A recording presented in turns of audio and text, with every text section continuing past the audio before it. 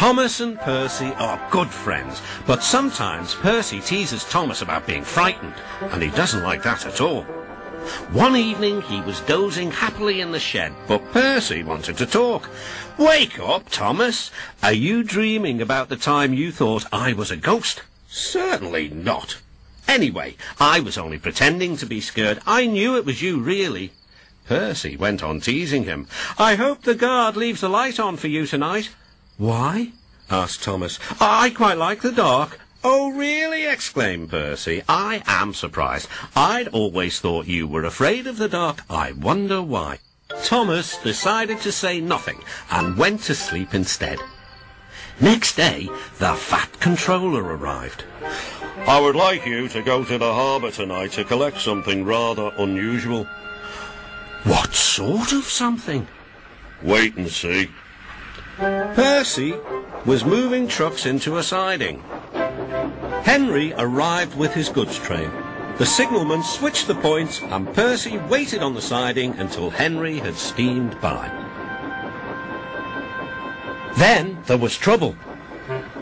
"The points are jammed," called the signalman.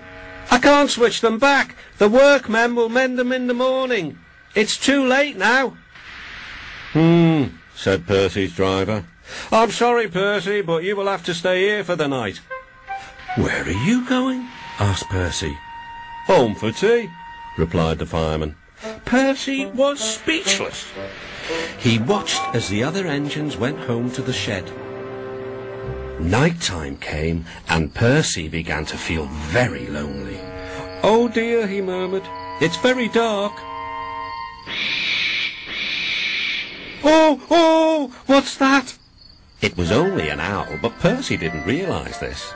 "I wish Thomas was here too," he sighed. Thomas was waiting for his mysterious load at the harbour. Suddenly, there it was.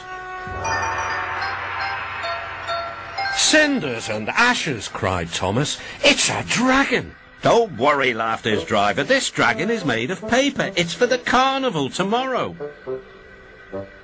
Workmen lifted the dragon onto Thomas's low loader and put lights all around it for protection.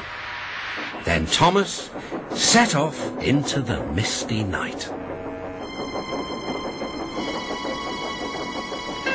Percy was asleep in his sidings and had no idea that Thomas was approaching him.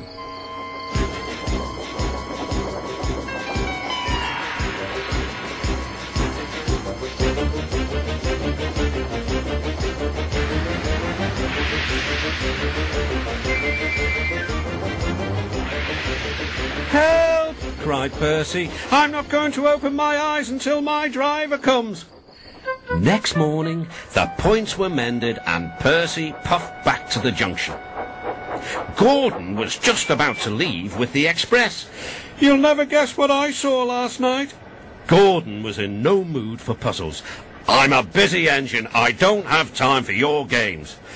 "I've seen a huge dragon. It was covered in lights." Gordon snorted. "You've been in the sun too long. Your dome has cracked."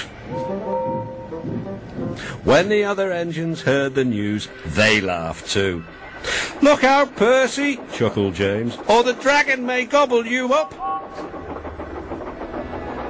"No one believes me," puffed Percy. "Maybe I did imagine the dragon after all."